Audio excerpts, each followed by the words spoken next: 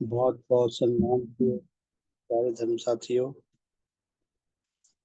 हम देव शास्त्र तीसरे खंड के 18वें अध्याय का अध्ययन कर रहे हैं। तो पूज्य भगवान देवात्मा ने 18वें अध्याय के द्वारा मनुष्य आत्माओं में मिथ्या विश्वास संबंधी नाना सुख अनुरागों के प्रति हमें ज्ञान दिया है कि मनुष्य आत्मा में कितने प्रकार के सुख हैं, सुख अनुराग, कितनी बीमारियां हैं हमारे अंदर। और मिथ्या विश्वासों के प्रति कई बार मनुष्य को अपने विश्वासों का पता चल जाता है कि जो मेरे विश्वास हैं ये मिथ्या विश्वास है, मिथ्या पर आधारित हैं, इनका कोई लाभ नहीं, हानियां बहुत हैं। लेकिन वो दासत्व, वो गुलामी क्या जो निकलने दे दे। तो भगवान ने कितना मार्मिक विषय पकड़ा है। एक व्यक्ति को तो अपने मिथ्या विश्वासों का बोध ही ना हो, उसको मिथ्या लगते ही ना हो, वो ना छोड़े तो बात समझ आती है।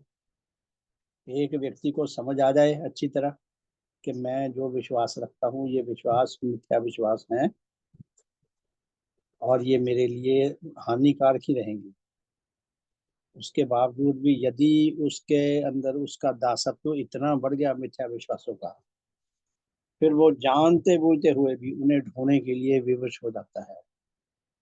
जैसे एक एक शराबी, आमतौर पे मैंने कितने ही शराबियों को देखा है कि एक एक शराबी सवेरे उठ के प्रतिज्ञा करते हैं कि बस आज से नहीं पिएंगे, जो कलेशबाजी सारी बंद। क्योंकि रात का जो उसका नशा जो है उसका असर हो जाता है, सवेरे तक रात निकल जाती है आराम से, और शाम को नशा टूटने लगता है तो फिर धड़ाम से कर जाता है। सवेरे प्रतिज्ञा करता है कि बस आज से नहीं पीनी, खत्म, मर जाऊंगा पर पीऊंगा नहीं, और शाम को धड़ाम से कर जाता है, सचमुच मर जाता है कि पीने के लिए फिर वही पहुंच जाता है। वो अशोक जी ने शेर लिखवाया था ना कि वो पागलपन जो है, कोई शायर था, उसके ऊपर पागलपन जब सवार होता तो पागलपन में आके जोश में कपड़े फाड़ लेता था अपने, उसे पता नहीं लगता था मैं कपड़े फाड़ लूं। कुछ देर में जब उसका पागलपन का दौरे का प्रभाव कम होता, धीरे धीरे उसे होश आने लगती, देखता तो फिर उसे दिखता मेरे कपड़े फटे पड़े, फिर वो सीने लग जाता। तो कहते उसके जुनून ने कहा, कह रहे पागल, दोबारा क्यों सी रहा, मैं अभी दोबारा फिर हमला करूंगा तेरे पे, यानी कि तू फिर फाड़ेगा अपने कपड़े। तो सचमुच में भगवान ने कितना मार्मिक दृश्य खींचा है। काश हमें समझ आ सके, हमें भगवान की तड़प समझ आ सके। हम कहाँ गड्ढे में गिरे पड़े हैं, पूर्णी भगवान हमें कहाँ से निकालना चाहते हैं। तो हम ये अध्याय पढ़ रहे हैं, 18वां अध्याय। तो इसमें कल हमने पढ़ा था मनुष्य आत्माओं में मिथ्या विश्वास संबंधी नाना सुख अनुराग। तो सिस्टमेटिकली भगवान ने क्रम क्रम से आगे बढ़ाया ये सिलसिला। कल हमने पढ़ा था कि मिथ्या देवी देवताओं के अतिरिक्त और किस किस प्रकार के झूठे देवता व देवियों की पूजा जारी की गई। उससे पहले हमने पढ़ा था कि मिथ्या देवी देवता कैसे बन गए। मिथ्या देवी देवता यानी कि या तो भूत प्रेत जो सचमुच में पैदा तो हुए थे, लेकिन उनके अंदर देवी देवताओं वाली योग्यता कोई नहीं थी। वो हमारी दुर्बलताओं का लाभ उठा के भी, ये जो सुख रागी है मनुष्य, इनको सुखों का लालच दो, दुखों से डरावा दो, तो इस तरह वो हमें अपने लिए प्रयोग करते थे। तो कल हमने जो पढ़ा था वो ये था कि ये मिथ्या देवी देवताओं के अतिरिक्त और किस किस प्रकार के झूठे, कितने झूठे या मिथ्या देवी देवता की पूजा जारी हुई। ये कम से कम सच्चे तो थे, चाहे भूत प्रेत थे, ये सचमुच पैदा तो हुए थे। बेशक ये देवी देवता नहीं थे, थे अदम लोकवासी, लेकिन ये सचमुच पैदा तो हुए थे। लेकिन कुछ ऐसे मिथ्याओं के देवी देवताओं की इंसान ने पूजाएं जारी की जो है ही नहीं, जो काल्पनिक हैं। तो कल हमने ये पढ़ा छोड़ा था, मैं कल दोबारा फिर पढ़ता हूँ यहीं से पेज नंबर है ये 154, 154। प्रश्न है कि इन झूठे देवताओं और देवियों के अतिरिक्त और किस किस प्रकार के झूठे देवताओं और देवियों की पूजाएं जारी की गई, कि ऐसे कौन से देवी देवता नए नए बन गए जो काल्पनिक हैं, गप हैं, जो हैं ही नहीं, पता नहीं कहाँ से आ गए, कैसे आ गए। तो भगवान उत्तर देते हैं कि इन झूठे देवताओं के द्वारा जब हजारों प्रहुत जनों की अच्छी कमाई होने लगी, तब धीरे धीरे और भी बहुत से चालाक लोगों ने सचमुच के अस्तित्व रखने वाले प्रेतात्माओं के भिन्न, यानी कि प्रेतात्माओं के अतिरिक्त जो सचमुच के प्रेत आत्मा थे, जो अपने आप को देवी देवता कहलाना चाहते थे, उनके अतिरिक्त नेचर के विधिवत अजीवित और जीवित अस्तित्व को अपने पूर्णतः मन कल्पित एक व दूसरे देवता का निवास स्थान और उसमें भी प्रेत आत्मा के से गुण बताकर उनकी पूजाएं जारी की। तो देखें कि ये नदी पूजा के योग है, ये पेड़ पूजा के योग है, कहीं पीपल को पूजते हैं, कहीं तुलसी को पूजते हैं, कहीं बड़ को पूजते हैं, नदियों को पूजते हैं, किसी पत्थर को पूजते हैं, पहाड़ को पूजते हैं, किसी नगर को पूजते हैं, किसी मंदिर की मूर्ति को पूजते हैं। तो ऐसे ऐसे काल्पनिक भी इंसान ने, जो चालाक कपटी लोग थे, अपनी कमाई के लिए ऐसे ऐसे और नए नए देवता लिए हैं, उनकी पूजाएं जारी कराई। यथा सूर्य देवता की जारी कराई। सूर्य देखा जाए तो आग का गोला है, बहुत सारी गैसों का एक पुंज है, और उनमें वो गैसें आपस में क्रिया प्रतिक्रिया से आपस में भिड़ती रहती हैं, उससे लाइट पैदा होती रहती है। लेकिन उसको एक बेजान अस्तित्व को पूजा का वो बना दिया। पूजा पूजा के लिए वो एक काल्पनिक अस्तित्व में है, ये बेजान तो है, सचमुच का तो है, लेकिन उसके अंदर ऐसी कोई देवता वाली बात नहीं है। सूर्य देवता बना दिया, चंद्र देवता बना दिया, शनि देवता बना दिया, गंगा देवी बना दी, यमुना देवी बना दी, बड़ देवता बना दिया, पीपल देवता, तुलसी देवी, चेचक रोग, और तो और देखो इंसान की बुद्धि का है, बीमारी को रोग को देवी बना दिया। कहते हैं ना कि मैं बचपन में सुना है, आपने भी सुना होगा कि किसी को चेचक हो गया तो माता ही है, अच्छी माता है जो रोगी कर दे। तो बीमारियों को देवी और देवता बना दिया। शीतला देवी, मनसा पूर्ण करने वाली, यानी कि आकांक्षाएं पूर्ण करने वाली मनसा देवी, विद्यादायिनी सरस्वती देवी, धन की देवी लक्ष्मी देवी, ज्वाला शिखा प्रदर्शक ज्वाला देवी, गौ माता, सर्प देवता सर्प की पूजा करते हैं। इसी प्रकार के पूर्णतः कल्पित अन्य देवी देवताओं की पूजा भी जारी की गई। ज्यो ज्यो समय बीता गया, ज्यो ज्यो मानव सभ्यता आगे बढ़ती गई, त्यों त्यों ये मिथ्या विश्वास भी बढ़ते गए। तो फिर प्रश्न है कि इन सब के अतिरिक्त धर्म व मजहब के नाम से और किन किन मिथ्याओं का प्रचार किया गया। यहाँ से हमने आज पढ़ना है, कल यहाँ तक पढ़ा था। इन सब के भिन्न धर्म व मजहब के नाम से और किन किन मिथ्याओं का प्रचार किया गया। तो उत्तर है कि उन और इनके भिन्न और नाना प्रकार की जिन जिन मिथ्या बातों का प्रचार करके इस पृथ्वी में जिन करोड़ों मनुष्यों को मिथ्या विश्वासी बनाया गया, वह मोटी मोटी बातें यह हैं, मोटी मोटी बातें हैं जिनके बारे में मिथ्या विश्वासी बनाया गया। तो बातें लगभग 12 लिखी हैं भगवान ने। क्या फरमाते हैं भगवान? जैसे कि ऊपर बताया गया है, नेचर के सत्य और अटल नियमों के विरुद्ध और पूर्णतः नए प्रकार के मन घड़ंत और पूर्णतः झूठे गुणों से संयुक्त नाना प्रकार के मिथ्या देवताओं और देवियों का प्रचार किया गया, कि ऐसे ऐसे ऐसे काल्पनिक, ऐसे ऐसे मिथ्या मन घड़ंत देवी देवता बनाए गए जो सचमुच में नहीं थे, या जो कुछ सचमुच में थे तो उनके अंदर वो योग्यता नहीं थी देवी देवता वाली, तो उनका प्रचार किया गया कि इनकी पूजा करो। दूसरा, किसी एक व दूसरे जन को इन मिथ्या देवताओं में से किसी का अवतार व उसका भक्त व उसकी ओर से नियुक्त उपदेशक व शिक्षक आदि बताकर उसके संबंध में भी इसी प्रकार के मिथ्या विश्वास फैलाएंगे।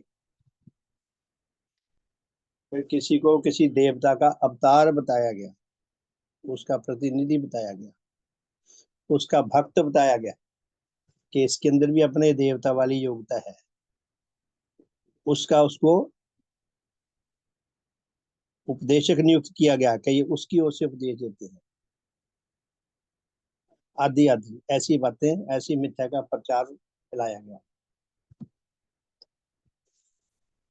किसी ने ये जानने की कोशिश नहीं की कि अवतार का क्या अर्थ है, अवतार से हम क्या तात्पर्य लेते हैं या क्या होना चाहिए। कोई उसका भक्त है, इसका क्या अर्थ है? भक्त है तो क्या हो गया? क्या भक्त के अंदर भगवान वाली वो बातें आ गई? और अगर किसी ने किसी को नॉमिनेट कर दिया, नॉमिनेटेड, उसके अंदर क्या वो पावर आ गई? मतलब धर्म को लेकर जितना अंधविश्वास है, जितना मनुष्य दुर्बल है अंदर से, आज के युग में भी धर्म को लेकर जितना दुर्बल है, शायद और किसी विषय में इतना दुर्बल नहीं है। तीसरी बात, ऐसे देवताओं और ऐसी देवियों के गुणों के संबंध में नाना प्रकार के झूठे स्तोत्रों, झूठे भजनों आदि के गान और झूठे वचनों के पाठ और झूठे मंत्रों आदि के जप का प्रचार किया गया। ऐसे ऐसे भजन, ऐसे ऐसे श्लोक, ऐसे ऐसे मंत्र बनाए गए जो पूर्णतः झूठे। भगवान की शिक्षा में जितने भजन हैं, जितने स्तोत्र हैं, जितने श्लोक हैं, जितने फ्रेजेस हैं, सब के सब तर्कपूर्ण, अर्थपूर्ण, आत्म कल्याण का ज्ञान और बोध प्रदर्शन करने वाले और व्यवहारिक है। भगवान की शिक्षा में ये सबसे बड़ी ब्यूटी ये है कि भगवान की शिक्षा में कोई ऐसा भजन नहीं है जिसमें कोई काल्पनिक गप्पे हाँकी गई हो कि तेरा मुकुट भी सुंदर, तेरी धोती भी सुंदर, तेरी बांसुरी भी सुंदर, तेरा अंगूठी भी सुंदर, तेरा और क्या क्या ऐसी ऐसी बातें। उनका भक्ति से, आत्मज्ञान से, आत्म कल्याण से कोई संबंध नहीं। प्यारे साथियों, भगवान की कितनी कृपा है जो हमें इतनी जटिल, इतनी टेढ़ी बात थोड़ी थोड़ी समझ आने लगी कि नेचर में प्रत्येक कार्य के होने के लिए नेचर के अटल विधियां धीरे धीरे विकसित हो जाती हैं। जो भी हमने कार्य करना है, अच्छा करना, बुरा करना, सब कार्य के लिए विधियां हैं। तो आत्म कल्याण की भी विधि है। अगर बांसुरी की, मुकुट की, अंगूठी की तारीफ करके आत्म कल्याण हो सकता हो तो खूब करो तारीफ, लेकिन वो इररेलेवेंट है, वो इससे उसका संबंध ही कोई नहीं है। प्रत्येक काम के लिए जो निश्चित विधि है, यदि हम उस विधि को होल हार्टली हृदयगत भावों से अपनाएंगे, तभी उस काम के होने की संभावना बनती है। तो भगवान ने हमें इस मार्ग पे डाला है, इतनी सुंदरता है भगवान की शिक्षा में। तो तीसरी बात क्या कही है? ऐसे देवताओं और ऐसी देवियों के गुणों के संबंध में नाना प्रकार के झूठे स्तोत्रों, झूठे भजनों आदि के गान और झूठे वचनों के पाठ और झूठे मंत्रों आदि के जप का प्रचार किया गया। ऐसे ऐसे भजन रचे गए, ऐसे ऐसे मंत्र रचे गए, ऐसे ऐसे श्लोक रचे गए जो बिल्कुल गपबाजी, पूर्णतः झूठे, बिल्कुल इररेलेवेंट, जिनका इनके साथ कोई संबंध नहीं। तो इंसान क्योंकि तर्क शक्ति नहीं रखता था, और धर्म के नाम पे तो विशेष करके मनुष्य तर्क शक्ति का प्रयोग ही नहीं करता, ऐसा वातावरण भी नहीं आया शुरू से। अब धीरे धीरे थोड़ा आने लगा है कि लोगों के अंदर ये रैशनैलिटी जागने लगी है। चौथी बात, ऐसे नाना प्रकार के देवताओं और देवियों और अन्य जनों को झूठ मूठ सर्वज्ञ बताकर और किसी इस व उस पुस्तक को उनमें से किसी किसी और से दी हुई व रची हुई, किसी की ओर से छपी हुई है, किसी की ओर से दी हुई व रची हुई और उसकी शिक्षा को पूर्णतः अभ्रांत और पूर्ण विश्वास के योग्य कहकर लोगों में मिथ्या विश्वासों की उत्पत्ति की गई। क्या कहते हैं भगवान के कितने ही ग्रंथ, कितने ही उसके ऐसी बताकर के ये अमुक देवता ने दी है, अमुक देवता की रची हुई है, उसकी लिखवाई हुई है और ये अभ्रांत है। इसकी शिक्षा में लेश मात्र भी सुधार की आवश्यकता नहीं है, इतनी सही है। अभ्रांत है, भ्रांति से पूर्णता ऊपर है और पूर्ण विश्वास के योग कहकर उस पर उसका प्रचार प्रसार किया गया और किसी को झूठ मूठ सर्वज्ञ बताया गया। ये शब्द तो चार बहुत ही उलझन पैदा करने वाले हैं कि सर्वज्ञ, सर्वव्यापक, सर्वज्ञानी, सर्वज्ञ।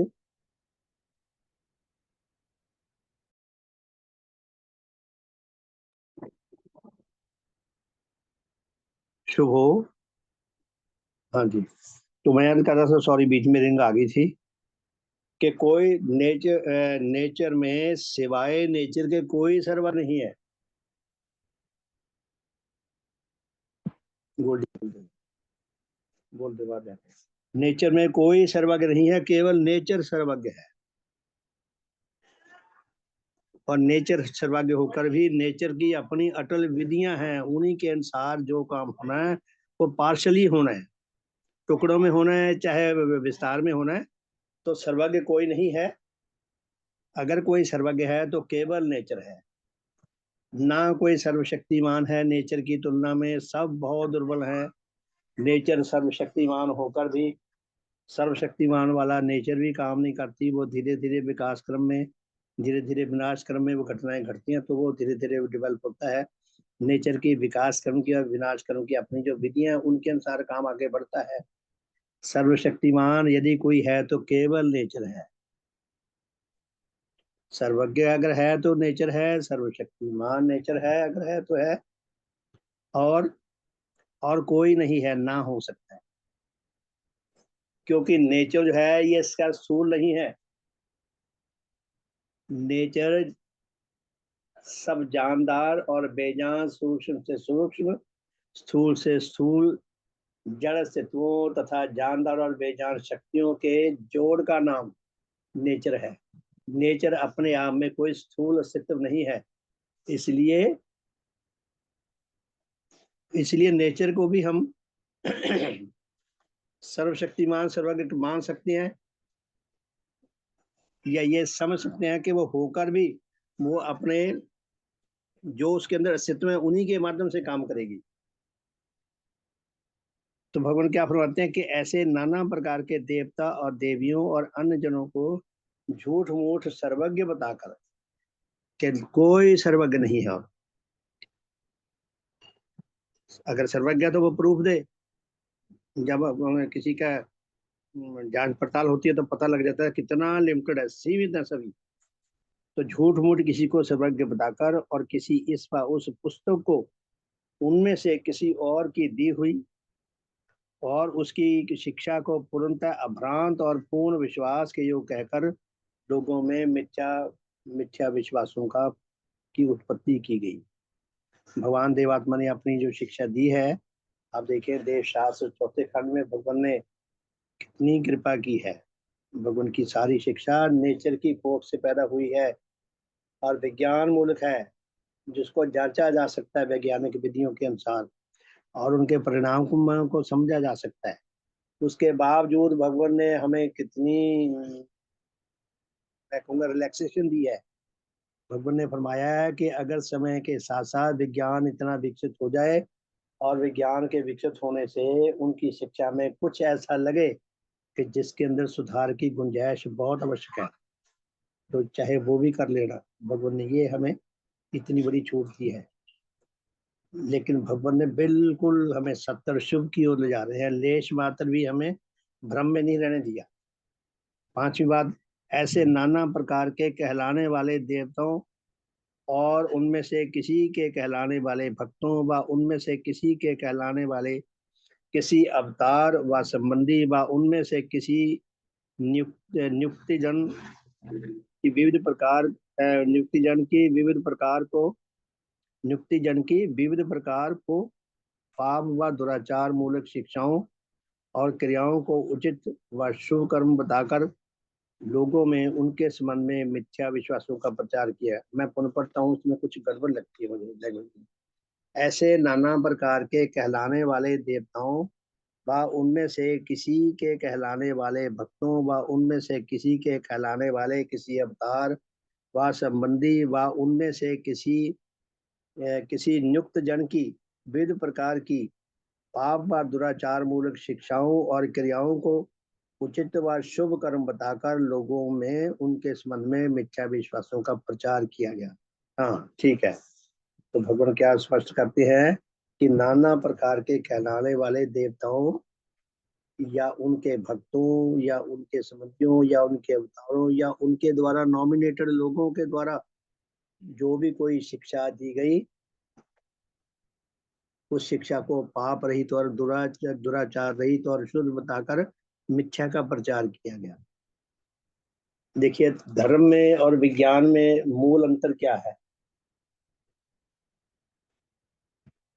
जो धर्म है, आमतौर पे जितने भी मत मजहब हैं उनको देखें यदि, तो धर्म का जो स्वभाव है वो आदेश देता है। धर्म आदेश देता है और विज्ञान परामर्श देता है। विज्ञान आदेश नहीं देता। विज्ञान ने जो खोज की वो कहता है लेटेस्ट खोज ये है आज की, यानी कि आज जो खोज की गई है ये लेटेस्ट तो है, नवीनतम तो है, लेकिन समय के साथ साथ इसके अंदर और सुधार की गुंजाइश रहती है, और सुधार की गुंजाइश हो सकती है। साइंस कभी अपने आप को फाइनल नहीं करती कि इसके अंदर और कोई सुधार नहीं होगा। तो परम पुण्य भगवान देवात्मा हमें नेचर के विज्ञान के आधार पर हमें ये बात समझा रहे हैं कि कोई भी भ्रांत रहित शिक्षा दावा नहीं किया जा सकता कि भ्रांत रहित है।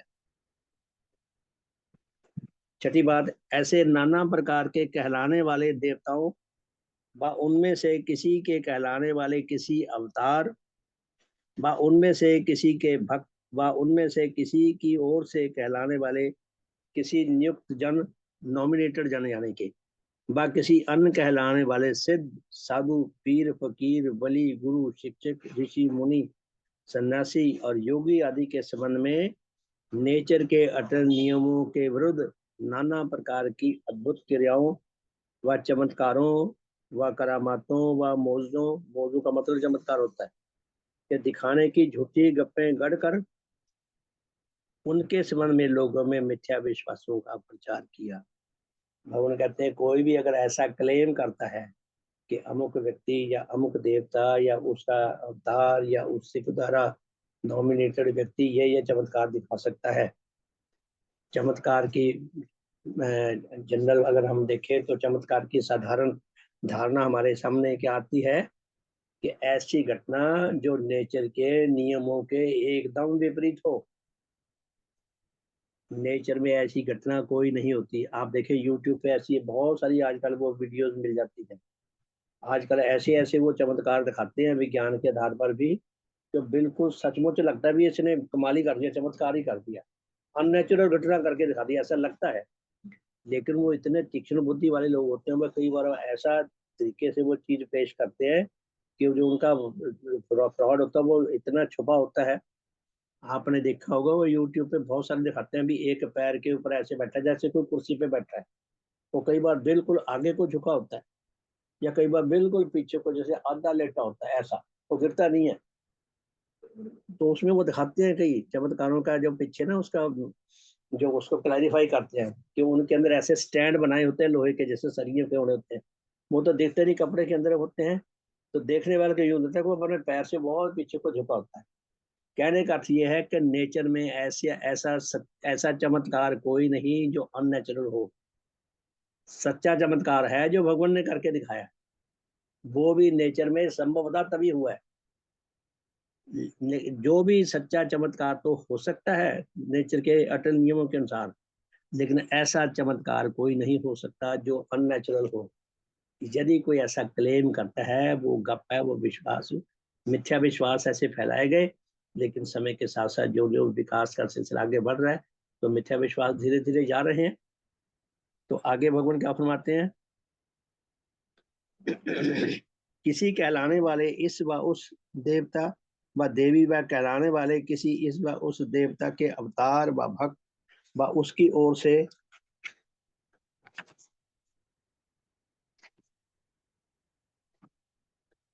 से कहलाने वाले किसी नियुक्त जन व किसी कहलाने वाले शिक्षक व गुरु व वली व पीर व सेंट आदि के द्वारा नेचर के सत्य और अटल नियमों के विरुद्ध उसकी प्रसन्नता से वर लाभ करने पर नाना मनोकामनाओं के पूर्ण होने और उसके कोप व शाप व उसकी किसी बदुआ आदि से विविध प्रकार के दुखों के मिलने के संबंध में मिथ्या विश्वासों का प्रचार किया गया। हमारी हिंदू माइथोलॉजी में ये बहुत है कि देवता से वर मांगो, वो वर दे देता है, कहते बस ये पूरा ही होके रहेगा।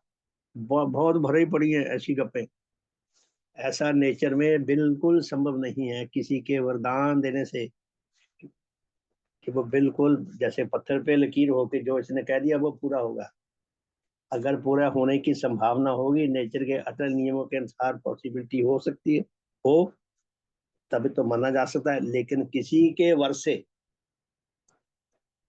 से ऐसा कोई कार्य नहीं है जो अटल है वे जरूर पूरा होगा, ये गप है।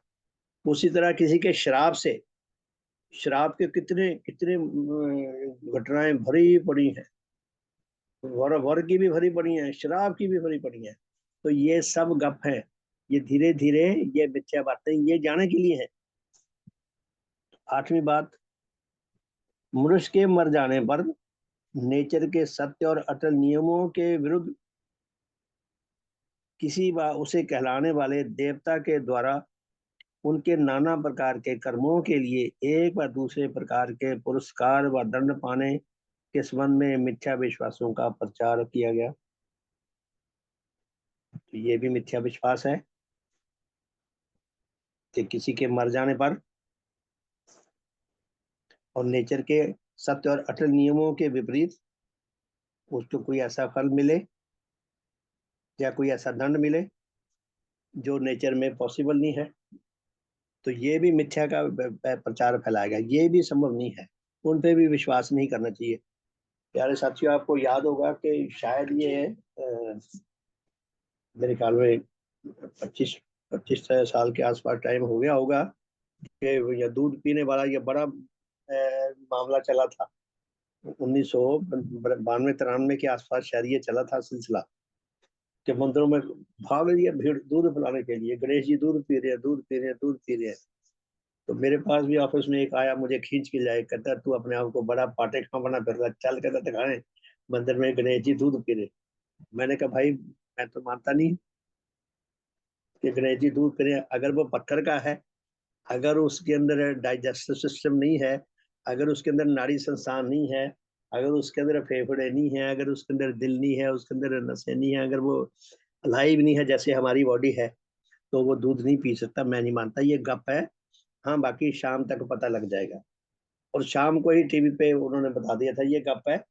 3 नियम बताए थे, एक तो कैपिलरी सिस्टम बताया था, एक साइफन सिस्टम बताया था। ये साइफन हो जाता है हमें पता नहीं चलता, क्योंकि संगमरमर की मूर्ति भी सफेद और दूध भी सफेद। दूध को बहुत ज्यादा तो है नहीं, चम्मच में 1 बूंद होगा, 1 बूंद का तो संगमरमर की उसमें मूर्ति पर पता भी नहीं चलता लगा हुआ है या नहीं।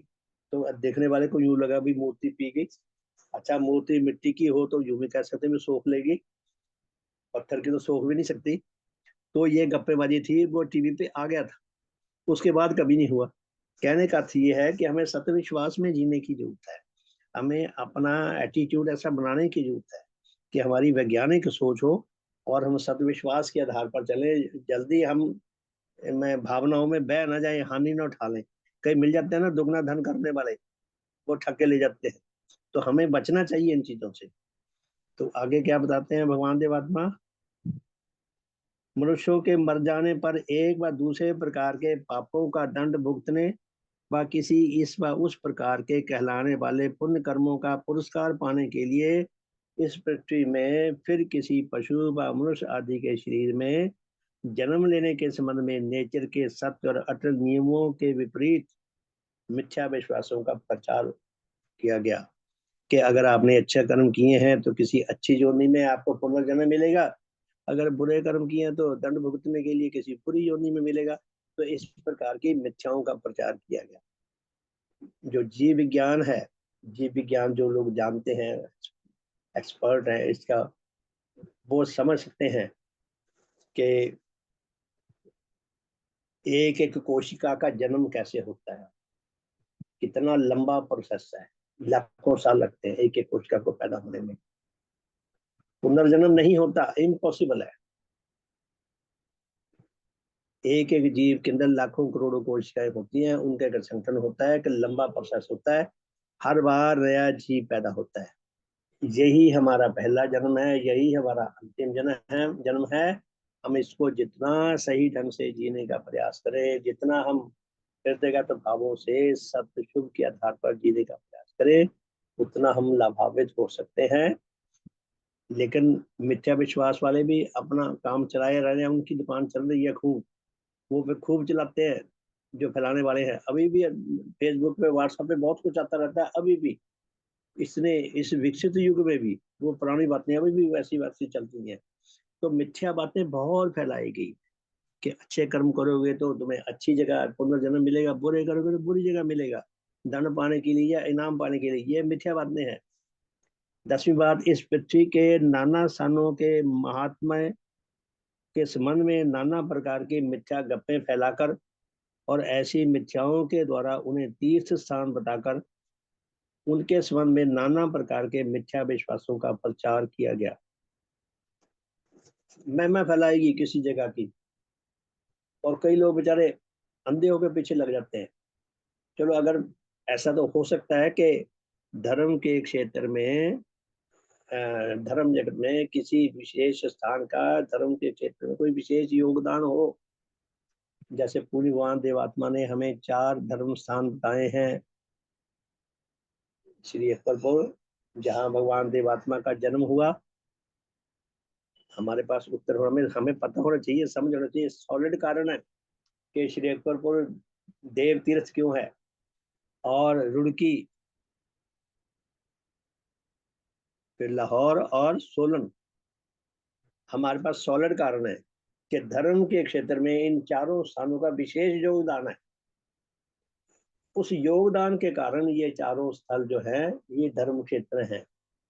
विज्ञान मूलक सद्धर्म के प्रवर्तक एवं संस्थापक अद्वितीय देव जीवनधारी भगवान देवात्मा धर्म जगत के देव सूर्य श्री अकबरपुर में उनका शुभ जन्म हुआ। तो एक छोटी सी नगरी, पुरानी सी नगरी, पिछड़ी सी नगरी, कितना अद्वितीय योगदान धर्म क्षेत्र में उस नगरी का, के विज्ञान मूलक सद्धर्म के प्रवर्तक एवं स्थापक धर्म जगत के देव सूर्य भगवान देवात्मा को उस धरा पर जन्म लेने का सौभाग्य मिला। तो सचमुच में वो देव तीर्थ है। समय आएगा तो लोग कदर करेंगे। उसी तरह रुड़की, भगवान देवात्मा रुड़की में पढ़ने आए, ऋषि जी महाराज के संपर्क में आए। ऋषि जी महाराज के संपर्क में आकर भगवान देवात्मा ने उनको अपना गुरु धारण किया, और गुरु धारण किया माता पूजना जी ने और भगवान देवात्मा ने। और ऋषि जी महाराज ने उनको बहुत सारी शिक्षा दी, उपदेश दिया, गुरु मंत्र भी दिया, और एक बात और सूत्र उनके कान में फूंक दिया कि झूठ कभी मत बोलना, चाहे कितनी विपत्ति आए। पूरी भगवान के शब्द में देखें कितने मार्मिक शब्दों में बात लिखी है।